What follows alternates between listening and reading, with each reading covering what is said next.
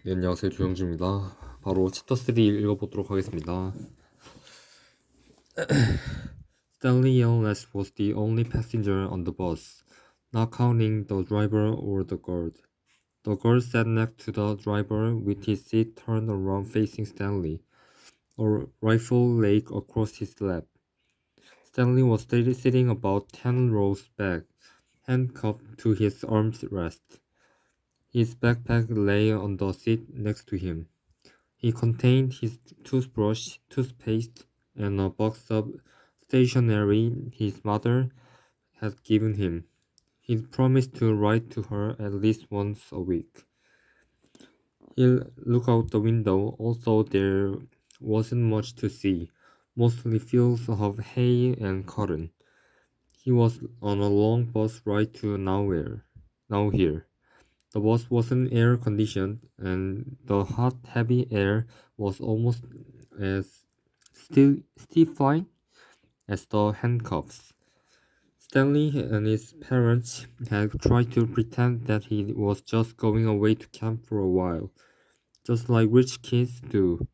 When Stanley was younger, he used to play with stuffed animals and pretend the animals were at camp. Camp fun and games he called it. Sometimes he had them play soccer with a marble. Other times they run an obstacle course or a bungee jumping off a table tied to broken rubber bands. Now Stanley tried to pretend he was going to camp fun and games. Maybe he'd make some friends. He thought at least he'd get to swim in the lake. He didn't have any friends at home. He was overweight, and now in the kids and his middle school often teased him about his size. Even his teacher sometimes made cruel comments without realizing it. On his last day of school, he met math teacher Mrs. Bell, taught ratio. As an example, she chose the heaviest kid in the class and the lightest kid in the class, and had them weight themselves. Stanley weighed 3 times as much as the other boy. Mrs. Bell wrote the ratio on the board, 3-1, unaware of how much embarrassment she had caused both of them. Stanley was arrested later that day. He looked at the guard who sat slumped in his seat and wondered if he had fallen asleep. The guard was wearing sunglasses, so Stanley couldn't see his eyes. Stanley was not a bad kid. He was innocent of the crime for which he was convicted. He'd just been in the wrong place at the wrong time. It was all because of his no good, dirty, rotten pig stealing great-great-grandfather.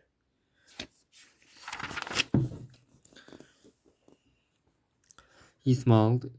It was a family joke. Whenever anything went wrong, they always blamed Stanley's no good, dirty, rotten pig stealing great-great-grandfather.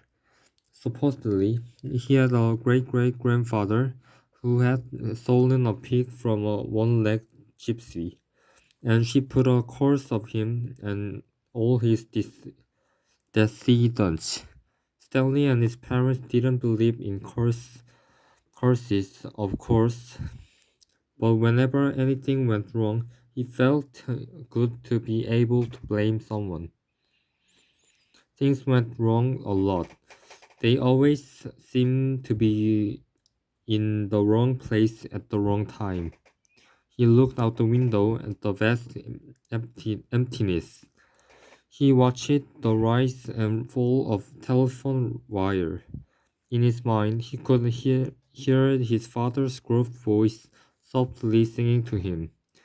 If only, the woodpecker sighs. The bark on the tree was just a little bit softer. While the wolf waits below, hungry and lonely, he cries to the moon, if only, if only. It was a song his father used to sing to him. The melody was sweet and sad, but Stanley's favorite part was when his father would howl the word moon. The bus hit a small bump and the girl sat up, instantly alert. Stanley's father was an inventor. To be successful inventor, you need three things: intelligence, perseverance, and just a little bit of luck. 네, 여기까지만 하고 다음에 해보도록 하겠습니다. 안 그래도 좀 8년이 지나고 나니까는 입도 많이 굳고 좀 발음이 제대로 안 돼요. 뭐 뜻은 아는 것도 있고 모르는 것도 있겠는데 일단 공부를 좀 해봐야 될 것 같습니다.